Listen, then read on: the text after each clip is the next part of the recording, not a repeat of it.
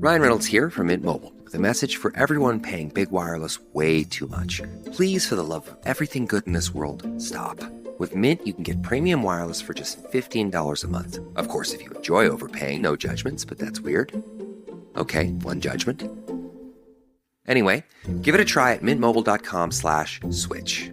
Upfront payment of $45 for 3-month plan, equivalent to $15 per month required. Intro rate first 3 months only, then full price plan options available. Taxes and fees extra. See full terms at mintmobile.com. Welcome back, everybody. It's Thursday, March 13th, 2025. Born on this date in 1940, singer-songwriter Candi Staton of Huntsville. Now, she had a big disco hit with Young Hearts Run Free. Today, we have a 45-year-old murder case, a crime of passion sentence, and tariffs targeting Alabama. Now, why would anybody go and target Alabama? We'll talk about it. My name's Ike Morgan, and we're down in Alabama.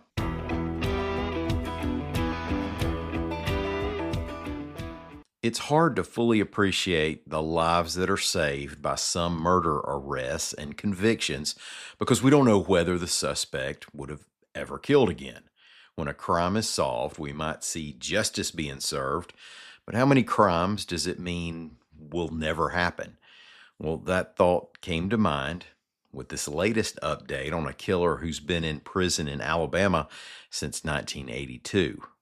Stephen Fike was convicted in the rape and strangulation murder of Patricia Ann Culp. Culp was a dancer at Sammy's in Birmingham and was last seen alive at the Highway Host Motel on Bessemer Superhighway. She was later found dead in a ditch along I-59. Fike was a Birmingham native who had been described as a drifter. He was identified as the suspect and eventually arrested in Atlanta, found guilty, and sent to prison, where he sits today. Fast forward to this week.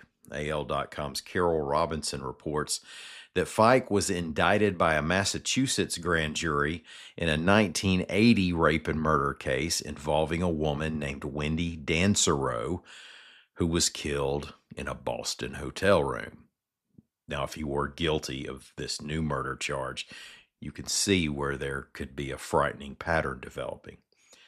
Authorities in Massachusetts say DNA was collected during the 1980 investigation that had been entered into the FBI's combined DNA index system and matched Fike's genetic profile.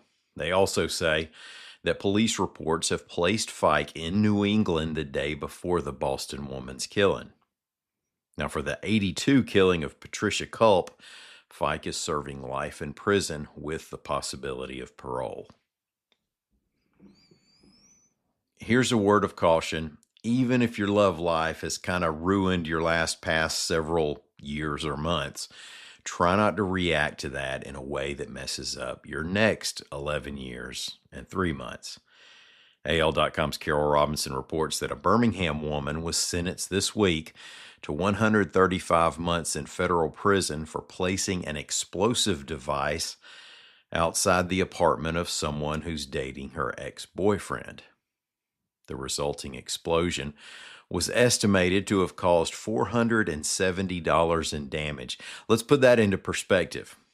My ex-girlfriend would have to blow up my entire house, and then after I built a new house, she'd have to blow that one up too to cause that much financial damage. Fortunately, nobody was in the apartment, which was in the Lakeview Green Apartments in Birmingham. Investigators say she placed the device against the ex's new girlfriend's door and ran down a nearby stairwell. The device included a plastic bag, some other unnamed object, and gasoline. The woman then returned to the site a few hours later. She told the apartment manager she was visiting her cousin and gave him a unit number that didn't exist. That raised suspicions and led to her arrest. Many economists will tell you that import tariffs work kind of like a consumption tax on your own citizens. It may keep some foreign goods out of the market or in the market at a higher cost, driving up prices that are paid by the consumer. But on a more micro level, they're used to protect specific industries and businesses. Yeah, I mean, you can have your opinion on whether that's good or bad. But for example, in 1983, the U.S. put into place temporary tariffs that targeted Japanese motorcycles in order to give Harley Davidson time to get into a better financial place. Well, the current trade wars between the U.S. and various parts of the world is showing us sort of the reverse of that. The targeting of specific sectors or businesses in the other country. AL.com's William Thornton reports that the European Union's latest retaliatory tariffs against the U.S. are targeting red states, including Alabama, with the obvious intent to put some squeeze on businesses in states that are friendly to President Trump. The Associated Press has reported that Alabama wood products are in the EU's crosshairs, and Fortune reported that Alabama produce is on the hit list. Now that, of course, probably adversely affects wood and product consumers in the EU, but also takes a market away from Alabama businesses. So everybody loses a little. President Trump has vowed to retaliate.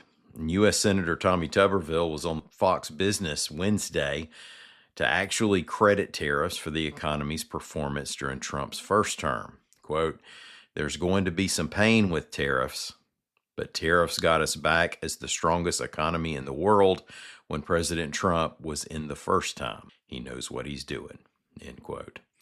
Well, thanks everybody for listening to us. We're going to be back here again in the morning.